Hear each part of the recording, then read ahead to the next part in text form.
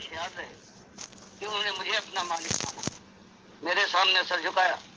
خطائیں ہوئی پھر توبہ کر کے پلٹے، دنیا کو بھی ہوشیار کیا، بات کھول کر ان کے سامنے لائے کہ دیکھو بھائیو ایک ہی مسئلہ ہے۔ اللہ فرماتا ہے وما خلقت الجن والانس الا لیعبدون، کہ انسان ہو یا جن کو ہم نے مکلف بنایا ہے، جن کو ہم نے آزمایا ہے، امتحان کی لیا ہے، ایک ایمان کا امتحان، بندگی اور تقویٰ کا امتحان، صرف ایک ہی امتحان ہے کہ صرف تم بندے اس کے ہو جس نے تمہارے ساتھ سب کچھ کیا ہے، تمہارے بدن کا ایک ایک رونٹا، ایک ایک بال اس نے پیدا کیا، تمہاری زندگی کسی جگہ پر کسی اور کا ہاتھ، کسی اور کی احسان کی کوئی کوشش یا کوئی ایسی نعمت تم بتا سکو کہ جو کسی اور کا وہ عطیہ ہو، تب تو بات آؤ۔ تو یہی بات اللہ کے نبی صاحب نے بتائی قوم کے سامنے آ کر اس انداز سے کہ قولوا لا الہ الا اللہ تفلحوا، کبھی اس انداز سے کہ دیکھو ایک ہی مسئلہ ہے، امتحان ہے، وہ ایک بات کا ہے کہ اللہ کے بندے ہو اور بندگی ثابت کر دکھاؤ اپنی زندگی سے، اس کی بات مانو، اس کی پوجا ہو، اس کی پکارے ہوں، اس کی نظر و نیاز ہو، اس کے دوستوں کے ساتھ اپنی جان چھڑکو ان پر، اور ان کے دشمنوں کی آنکھوں میں آنکھیں ڈال کر ان کو سمجھانے کی کوشش کرو، اور نہ مانے تو للکارو، اور اس کے بعد اپنی جان اور مال کی توانائیاں ان کے خلاف استعمال کرو، یہاں تک کہ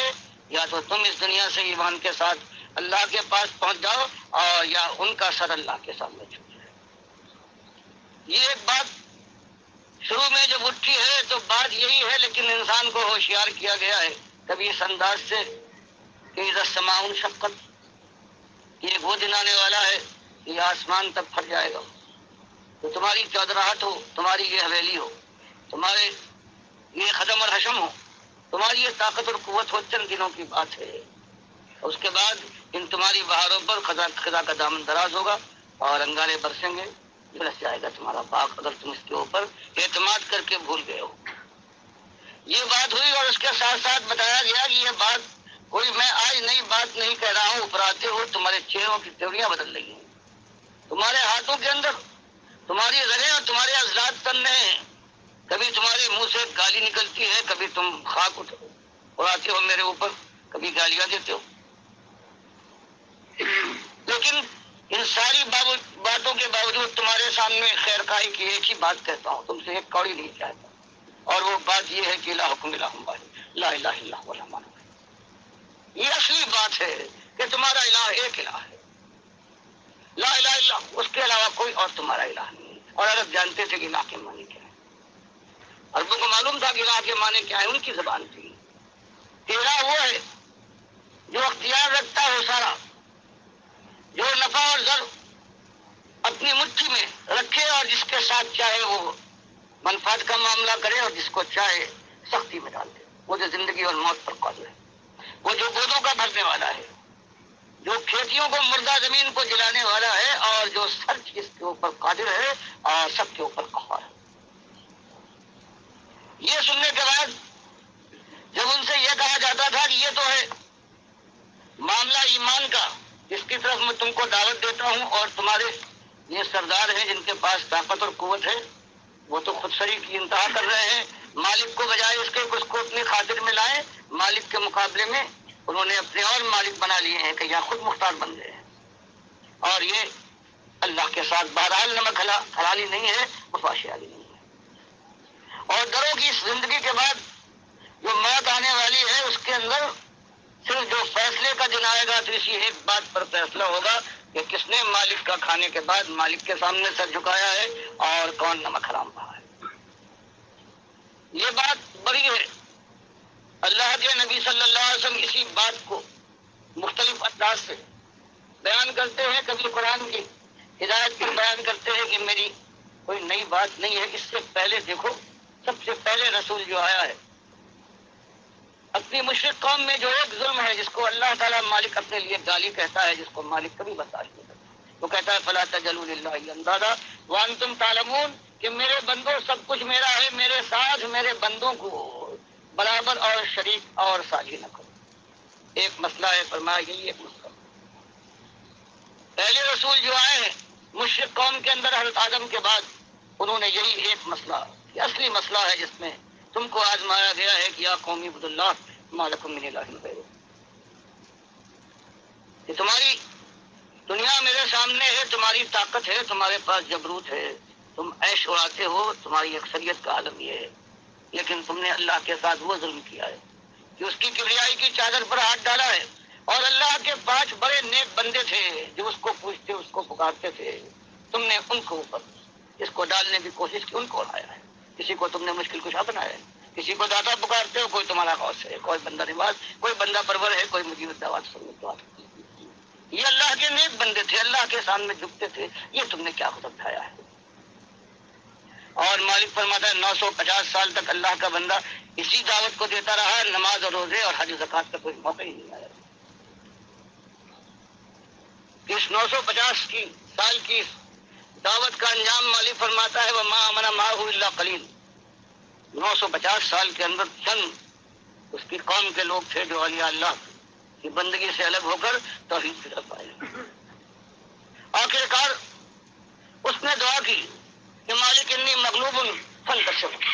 مالک میں نے اپنی سی کر دیکھی ہے، سب کچھ میں نے کیا، قوم کو حادثہ سمجھایا، اندھیرے اجالے میں آواز کے ساتھ، رازداری کے ساتھ، ہر انداز سے میں نے سمجھایا، ایک ہی طرف بلایا ہے میں نے، جاؤ اپنے پروردگار سے اپنی خطاؤں کی، اور وہ شرک وہ خطا ہے کہ پروردگار بغیر توبہ کے معاف نہیں کرتا، لوگوں معافی مانگ لو،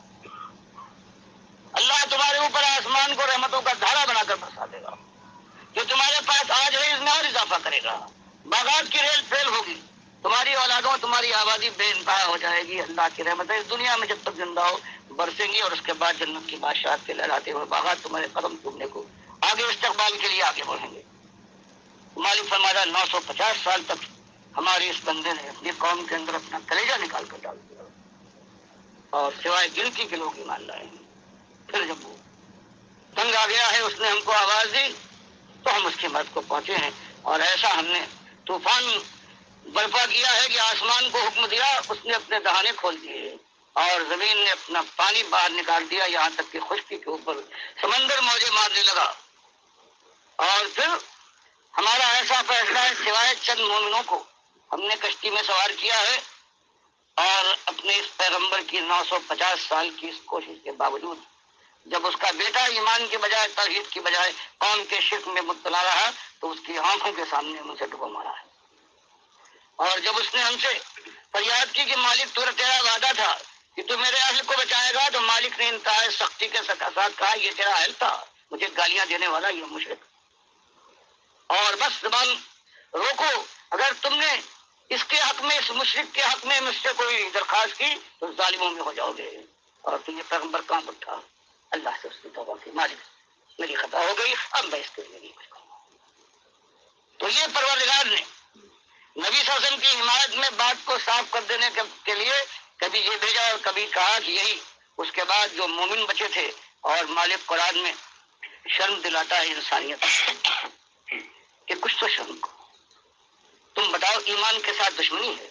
توحید کے مقابلے میں تم اللہ کے بندوں کو شریک ٹھہراتے ہو، اللہ کی ذات میں، صفات میں، اختیارات میں ہو، اور آج جو تم دنیا میں ہو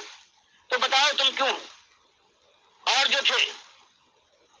دنیا میں آج موجود نہیں ہے، جانتے ہو کہ کائنات کی جو آبادی تھی نوح علیہ السلام کے زمانے میں، جو مومن تھوڑے بعض تفسیروں میں خیال ہے، حدیث نہیں ہے، 60 کسی نے کہا کہ 70، کل 950 سال کے اندر، لیکن اللہ جانتا ہے، لیکن یہ اللہ مالک فرماتا ہے اللہ قلیل، بہت تھوڑے لوگ ایمان لائے، تو مالک شرم دلاتا ہے، خود عربوں کے سامنے یہ بات آئی کہ ایمان کے دشمنوں آج دنیا میں تم موجود ہو، جانتے ہو کیوں موجود ہو، کہ تمہارے وہ دادا جو ہمارے پیغمبر نوح علیہ السلام کے زمانے میں تھے وہ مومن سے کشتی میں سوار ہوئے، بچے، ان کی نس چلی، باقی ساری کافروں اور مشرکوں کی ہم نے نس کو کاٹ ڈالا۔ تو بتاؤ تم جو آج دنیا میں ہو تو اس ایمان کی برکت ہے، اور آج تم ایمان کے ساتھ یہ سلوک کر رہے ہو۔ یہ آواز ہے ڈاکٹر مسعود الدین عثمانی رحمۃ اللہ علیہ کی۔ اس کفر و شرک کے اندھیرے کے اندر یہ صرف ایک شمع روشن ہے،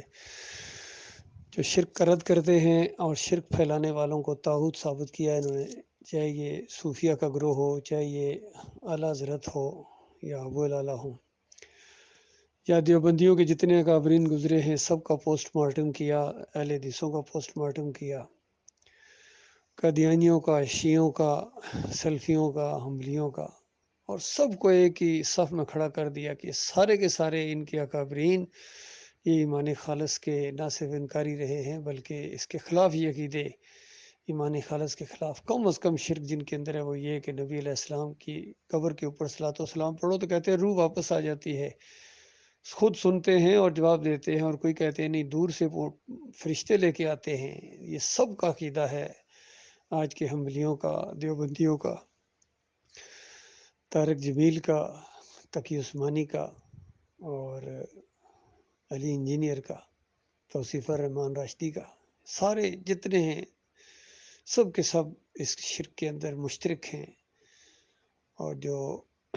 توحید کا نعرہ جنہوں نے بلند کیا تھا، ایمان کی بات پیش کی تھی، وہ بھی آخر آ کے پھر اسی شرک کی لت پت کے اندر، یہ سجدہ تعظیمی کے شرک کے اندر مبتلا ہو گئے۔ محمد حنیف نے اپنی دعوت القرآن جلد دوم کے اندر شرک کا انجیکشن پھر دے دیا، اور ڈاکٹر صاحب کے انتہائی نالائق اسٹوڈنٹ کا اور نالائق جانشین کا اور ناخلف جانشین کا ثبوت دیا۔ ڈاکٹر عثمانی رحمۃ اللہ علیہ کی پوری زندگی طاغوت کو للکارتے ہوئے گزری، اور ان کے یہ جانشین جب گدی پر بیٹھے کچھ عرصہ صحیح چلے ہیں، اور اس کے بعد آہستہ آہستہ 2017 کے اندر آ کے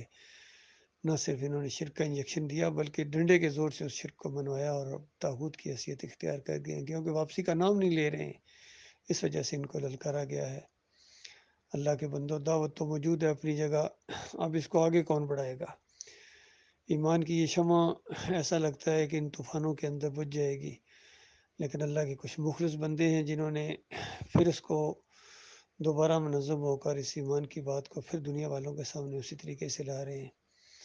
تو اللہ کے بندو اس دعوت کا ساتھ دو، چند دنوں کی یہ بات ہے، زندگی یہ ملی ہے، امتحان کی زندگی ہے، اور یہ زندگی آخرت بنانے کے لیے ملی ہے۔ تو لہٰذا نہ تعداد کو دیکھو، نہ کسی کی پگڑی کو دیکھو، نہ رشتہ داروں کو دیکھو، نہ پرانی دوستی کی کوئی تعلقات حائل ہوں، صرف اور صرف الحب للہ والبغض للہ، جن کے ساتھ محبت تھی وہ ایمان کی وجہ سے تھی، ان کو امیر محترم کہا جاتا تھا ایمان کی وجہ سے، توحید کی وجہ سے، لیکن ایمان کے ساتھ انہوں نے جو کھیل کھیلا، ہمارے مالک کی بات کو جٹلا کے پیچھے پھینک کے اپنی بات بنوانے کی کوشش کی۔ جو بھی ان سے ایمان عقیدے کی بات پوچھتا کہتا میری تفسیر پڑھو، اور تیری تفسیر تو مشرکانہ ہے، جس طرح ابن کثیر کی تفسیر مشرکانہ ہے، اور ڈاکٹر اسرار کی تفسیروں میں شرک ہے، طاہر القادری کی تفسیروں میں شرک ہے، اشرف علی تھانوی کی تفسیروں میں شرک ہے، اسی طرح تمہاری تفسیر میں بھی شرک ہے۔ اب اسی کشتی کے اندر سوار ہو گئے ہو، تو اللہ کے بندو، ایمانداروں، مومن بندو، نوجوانوں، جہلو، اس ایمان کی شمع کو بجھنے نہ دینا۔ اور یہی اس اللہ کے بندے ڈاکٹر مسعود الدین عثمانی کا پیغام تھا کہ دیکھو